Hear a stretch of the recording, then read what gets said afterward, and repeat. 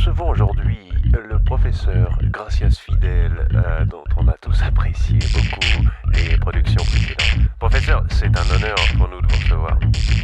Professeur? Professeur? Professeur? Hein? Ah, vous pouvez m'excuser, je m'étais assoupi. Oui, professeur, j'étais en train de dire que nous étions tout à fait honorés de vous recevoir aujourd'hui. Je vous remercie. Alors, professeur, la première question que j'ai envie de vous poser, c'est à votre âge, pourquoi faire du dub? Je rappelle que vous avez 74 ans. Je pourrais vous raconter l'histoire. Il faudrait quelques minutes. Prenons-les, je vous en prie. Bon, soit.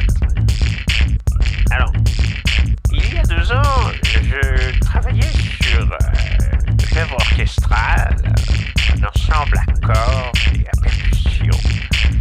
Et je piétinais, je tournais en rond, je ne savais plus où trouver l'inspiration. Et c'est alors que des amis m'ont proposé un week-end de détente, de thalassothérapie. J'acceptais, je m'inquiétais de faire garder ma maison ce week-end-là. J'ai eu l'idée à ce moment-là de proposer à mes petits-enfants de venir garder la maison. Ce sont de charmants bambins, ils ont respectivement 16, 18 et 19 ans, le garçon aussi.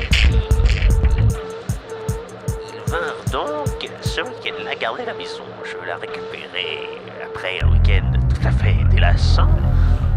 Le lundi, donc, j'entrais chez moi et je trouvais les choses à peu près bien rangées, mais certains objets étaient déplacés.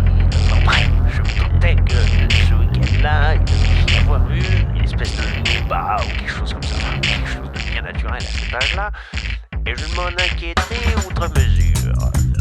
Mais je trouvais une espèce de sachet que je interprétais comme étant de la tisane. Je me suis dit, tiens, mes petits-enfants, il y a de la tisane, alors j'ai fait une tisane avec cette tisane et je m'en trouvais tout ragaillardi. Je me mettais alors à retravailler mon ensemble à cordes, et plus je travaillais, plus les idées venaient, et je retrouvais une espèce d'excitation, de ferveur que je n'avais plus connue depuis des années.